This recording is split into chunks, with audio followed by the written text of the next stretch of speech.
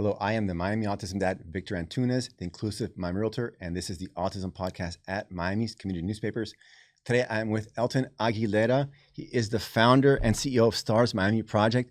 Elton, welcome to the show. Thank you for having me, Victor. Elton, tell me a little bit about your background in teaching and also about the founding of the project. Okay, so first of all, born in Miami all the way. I'm a Miami native.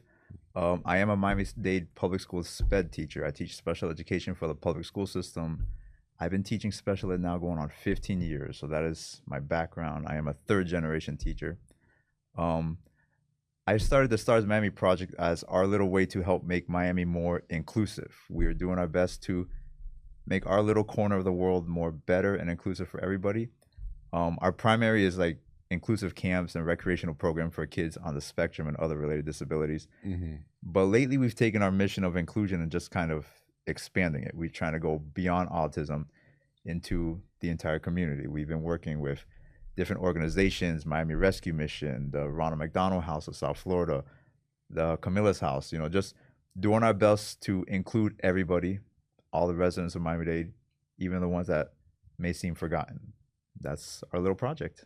That's fantastic. It's funny because every podcast I learn something new. Okay. Like, of course, I knew about special education, but I'd never heard SPED. So you're the first person to say that. It's like the little insider lingo there. Yes. That's pretty cool. So when I started, we were ESE teachers, exceptional student education. I remember that. And then what I was told was over the years, the students caught on to what ESE stood for. So now it's SPED teacher, SPED, special education. If you look at my official job, it says SPED teacher. Interesting. Yeah. First time I hear that. Yeah, I don't know if that's true or not, but that's why they changed it, but it is SPED teacher. We still reference ESE every now and then, but... Well, on the websites, it's ESE, just so you know. Yeah, and they have the ESE, department, all that stuff. But yeah, we're SPED teachers. With the kids, it's SPED. Yeah. And SPED sounds cool. Yeah, SPED teacher. Yeah, that's cool. So it's interesting you say about how you're going to grow the umbrella of disabilities that you serve, because when this podcast started, it was the Autism Podcast, and it's still the Autism Podcast because I'm an autism dad. Yes. But I've had people from all different disabilities, because you start realizing that autism, although it gets most of the media attention right now, it's just one of many disabilities. And it's really important to those kids and their families that we also consider them in the conversation. Yes. So it's super cool that you're going to, grow the umbrella and have these kids also in the program. Yes. Yeah. So like we're really big into inclusion. Mm-hmm. And we started, like a little small program, autism mainly and other disabilities.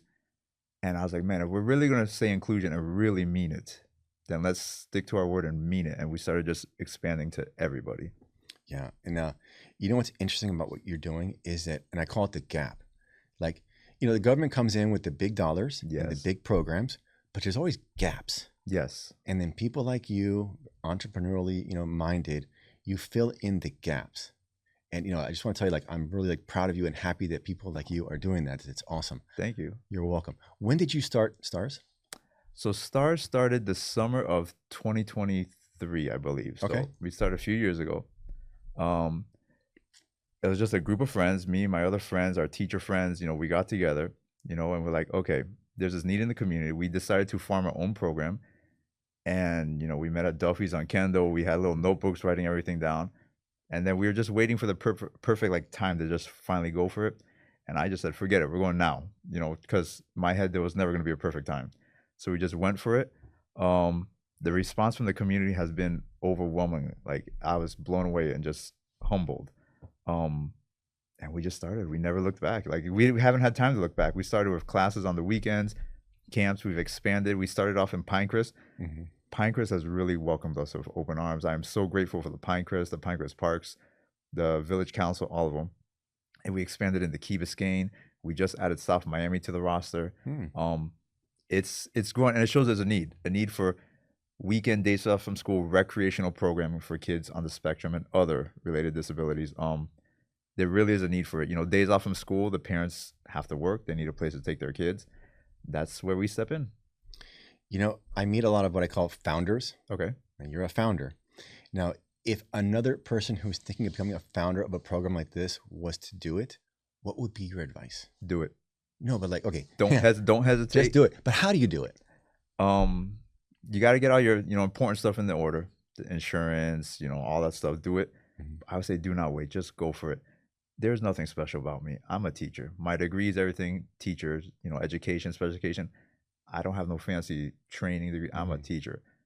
I just went for it. Just that would be my advice. Just do it. Get all the important stuff, and go for it. Just don't hold back. There will never be a perfect time. Never be a perfect time. Nothing will ever go according to plan. I've learned that. You could plan and plan and plan. You always have to have 10 backup plans. But just go for it, man. Like it's very, very rewarding to see your vision come to life. It really is. And you're located at Evelyn Greer Park in Pinecrest? Correct. Yeah, we host all our camps there. Correct. Is that Saturday, Sunday, or is it Monday through Sunday? So every time we have a camp, like spring break, summer camp is our big one. We're there all summer. Winter break. 7 days a week? For summer camp? Yeah, summer. We're there. Awesome. The only day we're off is 4th of July, but we're there all summer. On the weekends, we host classes at the Pinecrest Community Center. We'll be at the Key Biscayne Community Center, South Miami Community Center. We'll host weekend classes there, like, just little hours. But the camps are at the park, Evelyn Greer Park. It's a beautiful facility. Again, Pinecrest Parks has really opened up the doors for us, and we're so grateful for them. And then we just really engulf the community around us. Right next to us is the Pinecrest Police Department. We take little field trips there. They show us around. Across the street, Chill and Ice Cream in Pinecrest. We've gone there. It's such a wonderful little park, and we love it there. You mentioned the police, and that reminds me of Mari Palacios from Crystal Academy. Love her. Great lady. And she does a program with the Coral Gables Police where the cadets have to come to the school and interact with the kids. Because it's one thing to go sit in a class, like my friend Bart Barta, he does classes. Yes. Autism Safety 101, which is great. We need that. But it's very different to being in a classroom to being in a school and seeing how these kids are in the wild. Yes. So do you have any plans to do that with Pinecrest? So I would love to work into that direction of Pinecrest. Like the Pinecrest police, for example, sticking with them, they'll let us go on a tour. They take the kids, they do fingerprinting with the kids, they show them the jail cell. Because I'm in jail, it's crazy. They'll come to the park. I remember one time there was a call they had a little situation in Pinecrest like 2 blocks over. Nothing to do with us. But because we were at the park, we're a special needs group, the Pinecrest police chief actually came over in person, like just check on us. Hey, you guys okay? We just want to make sure okay. We had this issue was over there, but I was like, no, we're good. I appreciate that's the kind of love I get from them. We respect it. We'll cross the street to go to the ice cream shop. The Pinecrest police would come and block off the traffic so we could safely cross the street. But I would love to get more and more involved, sending, I guess the older kids over there to kind of, intern or work around there. I would love to set up something like that. Do you have any plans to go full year round, or does your teaching with the public school system kind of just keep that from happening? I love my job as a teacher with the public school system. I do, but slowly, the Stars Miami project has been creeping up. I mean, I do 2 full-time jobs right now. Okay. Stars Miami project and my full-time job at the public school system. If it gets to the point where a decision needs to be made, then, the decision will be made. But I love teaching. I'm a 3rd-generation teacher, and I would like to say I will teach for the rest of my life. And I will. In some capacity or another? Yeah, capacity. But if that decision has to be made, it'll be made. That's fantastic. Now, I know you also have a podcast because I was on it. Yes. And you had mentioned some other people who had been on it. Like I'm thinking right now of Fari from Parent to Parent. So how has been your reception from other organizations in the disability field? Competition, co-petition, how has that been for you, that experience? So let me start from the beginning with our podcast. So one day, the staff and I were in a group chat, and I just put out there, let's start a podcast. And they're like, why?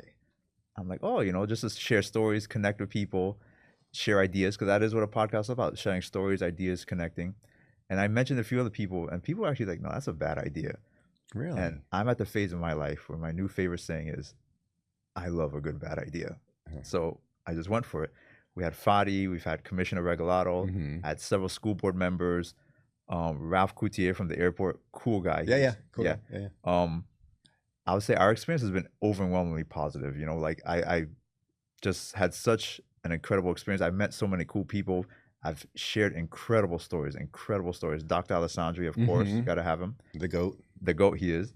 And then, I'm always looking for ways to do things different. The podcast format is beautiful. It's how we share information, share stories. But how can I do it different? So when we started now, like with you, I was like, let's stick it in the car.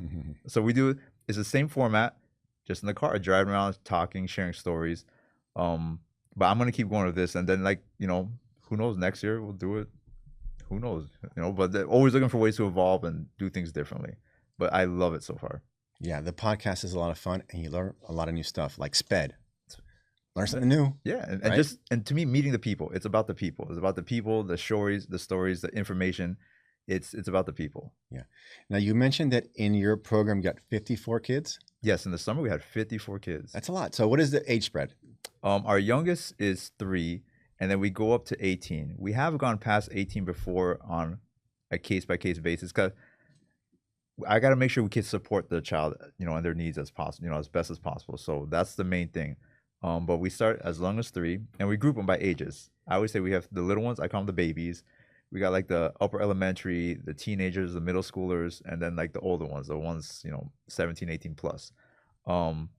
We do every kid performs in every activities, but it's different by groups. Like the babies are not going to get the same attention and needs as the teenagers. It's different. But yeah, so our youngest would be 3, oldest up to 18. And how many instructors? We go for a 3-to-1 ratio. That's always the goal. With 54 kids, that's 18 people. It's a lot. So I always aim for 3 campers per 1 staff. Now, like as you know, being in the field where some kids require more attention, some kids require one-on-one. Those decisions are made as needed. But the goal is always 3-to-1. Now, if a parent, what does a session look like? Tell me what your day looks like. It's the day of camp. They come in, the parents drop off, we chit chat. Parents usually tell me anything going on. Oh, they had a bad night sleeping, or they didn't take their meds this morning. Okay, or lunch is on the way, whatever. We do outdoor activity first thing in the day because I've learned working in this, especially in teaching, when kids come in, they're all hyped. So you take them outside, get them running, let them burn some of that energy off. And then we separate in the groups. We always try to do some kind of hands-on art activity. We do a lot of cooking. The kids love it. Cooking, they love. They love to do the ingredients. They love to make their own creations and then eat. Every kid likes to eat their own creation. And then the cooking is a big thing because we have a lot of kids that, when you're working on the ASD population, eating it could be a big deal. So if they're cooking, they take a bite of a food, I show the parents, and the parents are like, oh my God, they never had this before. Or I can't believe they're not eating goldfish, they're eating something else. So eating is a big deal. So we do a lot of cooking. We do a lot of physical stuff too, outside, inside. We try to get the kids moving because at the end of the day, they're kids. Kids like to run around. Kids like to make a mess. Kids like to climb up walls and drive you crazy a little bit. But that's what kids do. So we always try to get them moving physically. And we do a lot of field trips with them too. A lot of field trips. Like where? We've gone to Fairchild Garden, Pinecrest Gardens, the zoo. That's a big one. I believe any program, director, counselor, you take a bunch of ASD kids to the zoo, you're gonna get your steps in that day. That's you're in for a wild day. Whispering Mains, they've been great people to us. We take them all over. We use the pool at Miami-Dade College, the Kendall campus, a lot because kids like to swim, so we go there a lot. And it's great. The staff at the pool and my own staff are in the pool, so we do a lot of swimming. And the libraries are excellent. We come in, the libraries will give us a room. They'll do a show for the kids, music, dance. They do all kinds of stuff for us. Now, going back to the swimming, because you know that drowning is a big problem with autistic kids. Are the pools there shallow, like 3-foot pools? Like how do you work the safety there? So I use the pool at Miami-Dade College, the Kendall campus. Okay, I work it out with the college. They have their own lifeguard staff there. Obviously they surround the pool. We have a section of the pool, the shallow end. And then the star staff, my staff physically get in the pool with the kids too. So we have the lifeguards giving like a bird's eye view, and then my staff in the pool. And then whenever we go to the pool, those are days I purposely overstaff. Because again, the pool is the last place you want to have an issue. So I purposely overstaff for pool days. And then with the staff in the pool, the lifeguards surrounding us, we've been very successful. Have you done any swim training with those kids? A little bit. When we go to the pool, it's more like recreational and fun. But we have had some kids that we work, on swimming lessons, strokes and all that stuff like that. We have done very little. But like an official swimming lesson, no, we haven't done that. Yeah, just had on Jim O'Connor from Zero Drownings. Okay. Yeah, so it might be a good thing to look into. Yeah, for sure. Yeah. Now, you mentioned food, and it's a big problem in the autism community, and the special needs community is obesity. Yes. So, and that concerns me because special needs, disability doesn't need to equal obesity. No. And in fact, I saw this one great this video on Facebook. There's this boy or young man with Downs, and they get him a personal trainer. And when they're done, the kid's got a 6-pack, and he's built. I mean, like he's built, and he was a seriously obese kid, and then now he's just like, he's healthy. So the food wise, like what are your thoughts on that? How do you approach the eating? So my thoughts on that is food food is obviously necessary, but like I sometimes see like food is used as a way to de-escalate or keep a kid from that's having behaviors or a meltdown to help bring them down. And a lot of times it's processed foods. It's not, it's a bag of Chicken chips, McNuggets are a big thing. chicken, popcorn. It's a great thing, French fries to help keep them calm. Um, I have seen people, parents, that they give their kid junk food just to keep them calm. And I'm not saying it's right or wrong, but I also understand why they do it. So, um, but I would love to see more healthier options, better food, So more would I. activity, more fitness, more weight management, because we all do it. Even the ASD population should be focusing on it. But I have seen it. Again, I don't agree or disagree, but I understand why they do it, why they give them the food just to keep them calm. Yeah, I'll tell parents who are listening that your kids can be as active as you want, but if the food's not right, Yes. your kid's still going to be obese. Yes. Activity, you got to be active. You got to be out playing, movement, and you got to eat good food. That's pretty good. Now, back to a happier note. Okay. You're talking about a 3-to-1 ratio. Yes. That is pretty intimate. Yes. So what kind of relationships do you see like your staff forming with the campers? The relationship is everything. When you first meet a kid, obviously you're just meeting them for the first time. You're learning their quirks, their mannerisms, behaviors, triggers, what likes, dislikes. So you're learning that, especially in the summer when we have them for a long period of time. As you get to know them, the staff, they become like almost a second family to the kids. The kids run and hug them. We've had kids first day screaming, fighting us. I don't want to be here. But by week 2, they're running and hugging us. Oh my God. Parents are texting us, they miss you guys and everything. So that relationship with the kids is key, and the staff are excellent at it. We come up with nicknames, we dance with them, we have songs, we'll come up dressed as their favorite superhero one day just to do it, just for fun, and the reaction is priceless. So that relationship is critical for everything we do. Now you say some kids are yelling, I don't want to be here, but some kids are nonverbal, like my daughter. So Yes. How do you work those kids? So I will say this. Even nonverbal kids are always communicating with you. Always. Oh yeah, I know. Even if they're nonverbal, it comes down to the staff. You gotta learn how to pick up the communication. They're communicating. You just gotta learn how they're communicating. It could be, with movement. It could be with, pointing. It could be they're communicating with you. You find a way. You find a way. But again, it comes down to knowing the kid. You gotta work with the kid. You gotta know the kid. You gotta pay attention to the kid. See what they're doing, what they like. That's how you can figure it out. Now the camp is how long again? Like in our summer, our camp is 9 a.m. to 4 p.m. We're all 8 weeks. We have Thanksgiving camp coming up during the week of Thanksgiving. We'll be at Evelyn Greer Park, 9 a.m. to 4 p.m. You usually do 9 a.m. to 4 p.m. We have done early and late care available, as requested. But that's our camp. That's a lot of hours. Trust me, I know. Trust me, I know. Let me ask you a question, and I'm just a dad here learning. When you got day 1 and you have the end of camp. Okay. Is there a transformation you're looking for? Yes. So we're looking for the kid comes in, and again, any camp, school, teacher will tell you, there are kids that come in the first day screaming, I don't want to be here. That's just being a kid. The transformation I'm looking for is for the kid to, by the end of camp, smiles, telling us they had a great time. Parents are happy, the kid has friends, playing with other kids, memories, just that's what I'm looking for. By the end, just a happy kid with friends, parents happy, everything. To me, that's a success story. Speaking of friends, my daughter, she's nonverbal.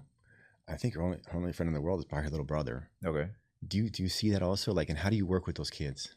We do. So one of the foundations that we work on so much is trying to get the kids to play with each other. We work very hard to create opportunities where they're playing with each other, whether it's sharing blocks that they're building together or tossing a ball back and forth.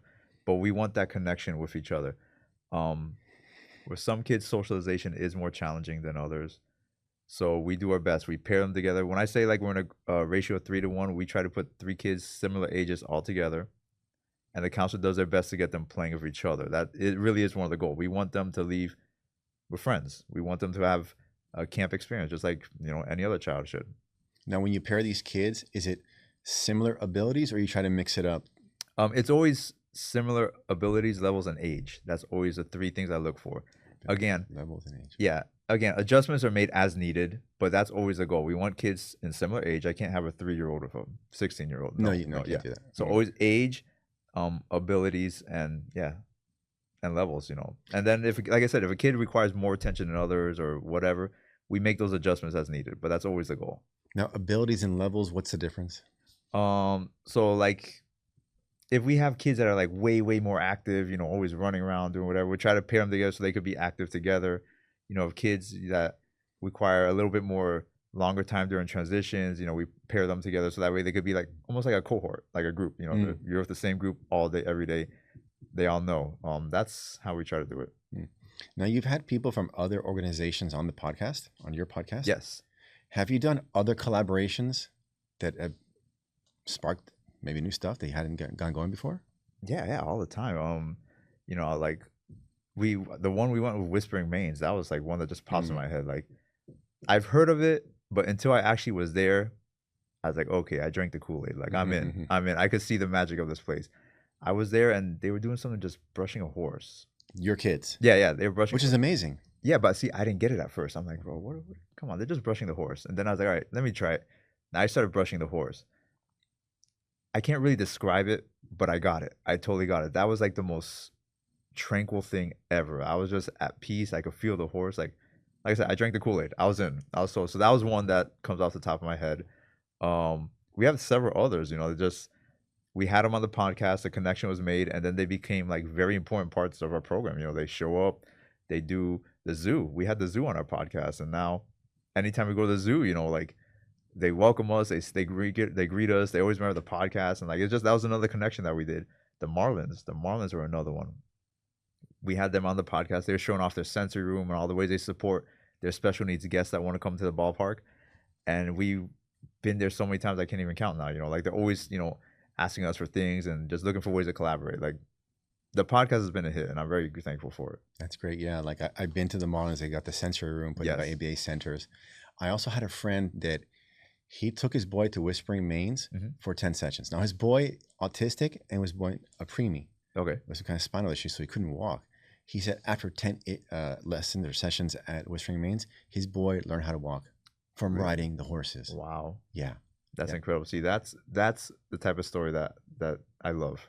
Yeah. And my daughter, she can walk. She's just fine, but she loves riding horses, dude. Really? Yeah. It's something about the horse. Something about horses. They're different than dogs. It's just something. Like I told you, I was like, okay, this is great. I was happy for the kids, but it was until I actually started brushing. I get it. I completely get it. Yeah. You have to feel it. Yes. That's what I'm saying. You have to feel it. Like unless you actually do it, but I get it. Yeah.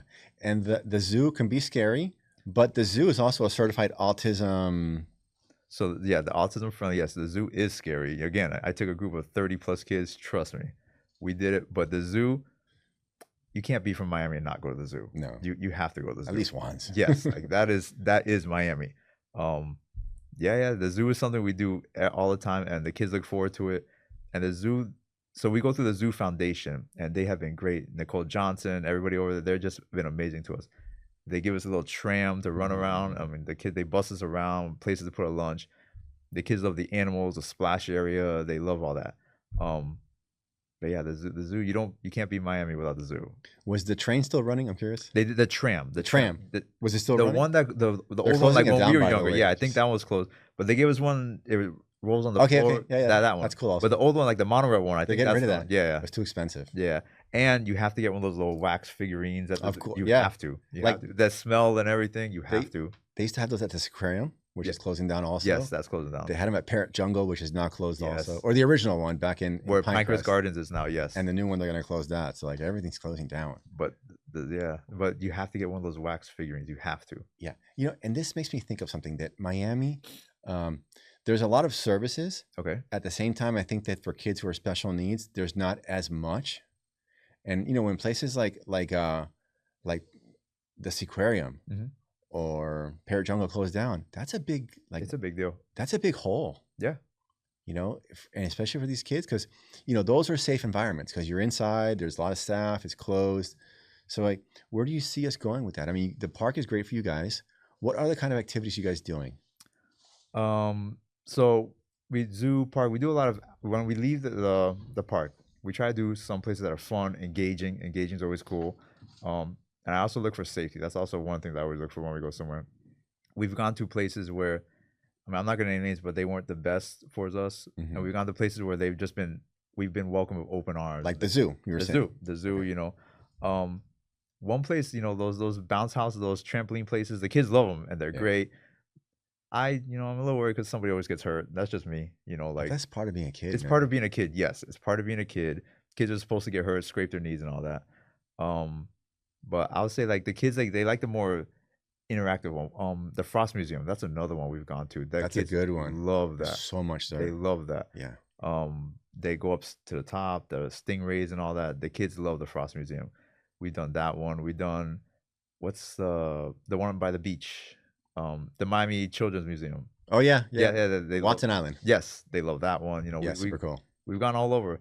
I've been very fortunate that we've been able to take the kids to different locations that, you know, accommodate us, have fun, and the kids have a great time. And you know, parents, they always tell us the kids had a phenomenal time and they're very thrilled.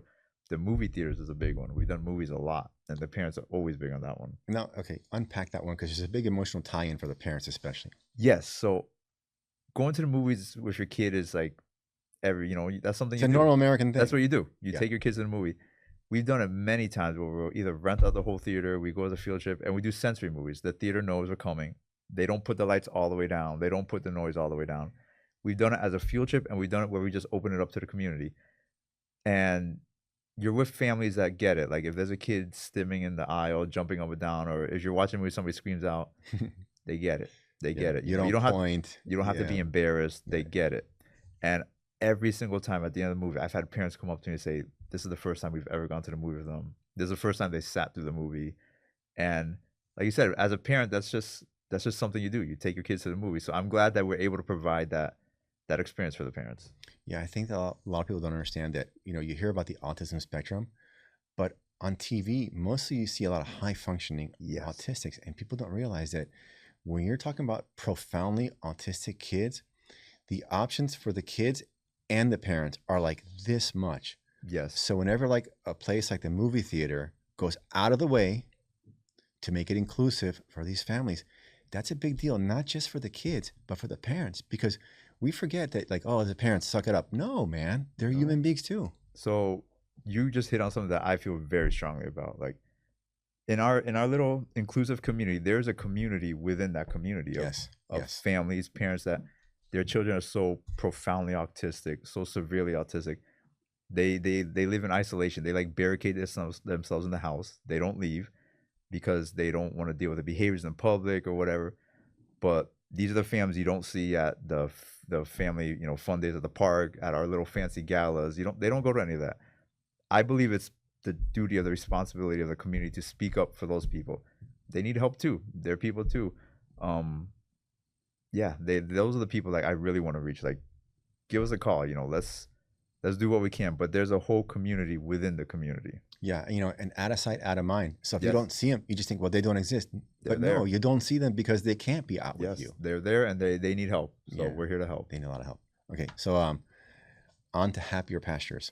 You have your fall festival coming up. Yes. All right, so the fall festival, November 15th, 10:30 to 1 p.m. at Evelyn Greer Park. Now, this is your third. This is our second time doing it. And I will say, without a doubt, this will be the event of the year.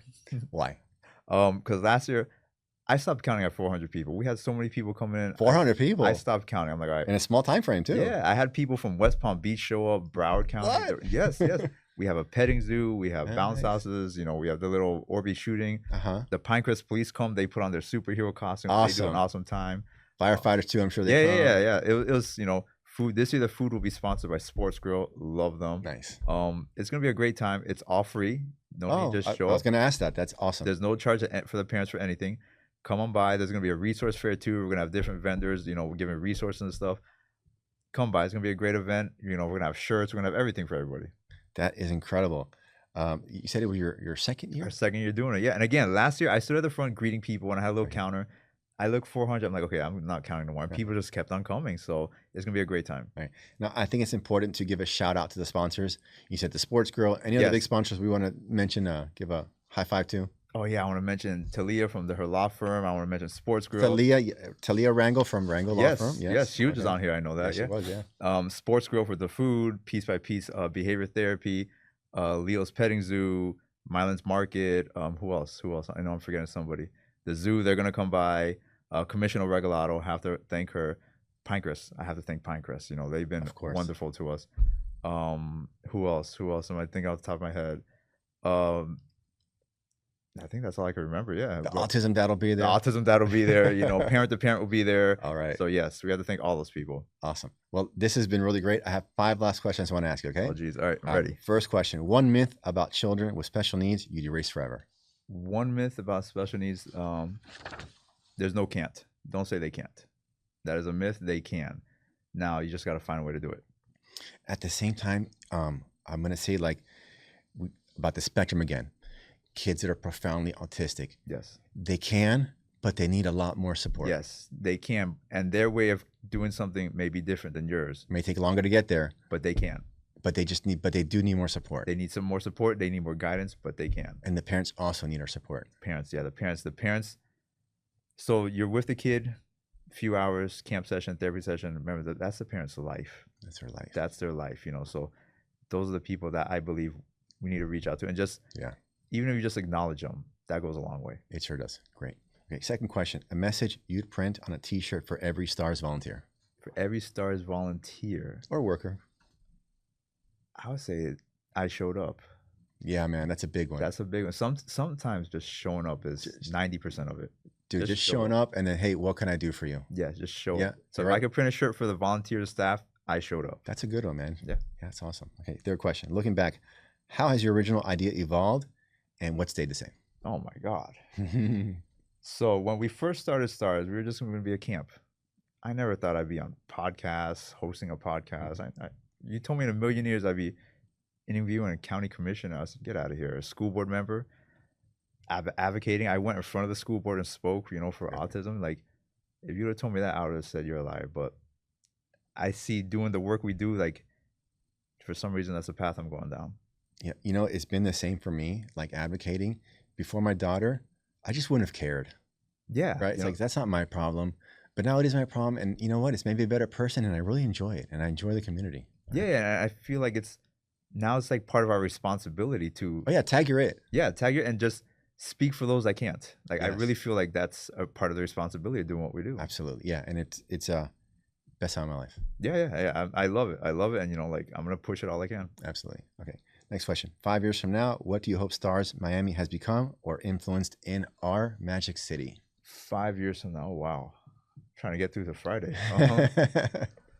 5 years from now, I do hope to have our camps in several locations throughout Miami. And I do hope to be kind of just like a beacon of hope for, like we said, making all of Miami-Dade inclusive. Children, families, and the forgotten people, you know, like when you're working with the homeless population, there's a lot of special needs, you know, there, you know, and they come, there's some people just forget they're there, but they need help too. So that's what I hope, that STARS Miami Project helps make Miami-Dade one of the most inclusive places in the world. Okay. Now, speaking of these camps, if a parent wants to find out about the camps, where do they go? Oh, follow us on Instagram at stars.miami. Okay. All the information there. We post everything on there. You'll find the camps, you know, our programs, events, where we'll be. Everything's on there. Okay. And we'll put your socials in the show notes. Perfect. Okay. Last question. If you had a billboard on I-95, what would it say? Oh, God. A billboard on I-95. It would say the STARS Miami Project, making Miami inclusive. I showed up. I showed up. See? That's it. All right, Elton, this has been awesome, my friend. No, really good conversation. You, yeah. Let's turn to the camera now. This has been the Autism Podcast at Miami's Community Papers with Elton Aguilera from the STARS Miami Project. Thank you for joining us, and we'll see you again next time. Thank you.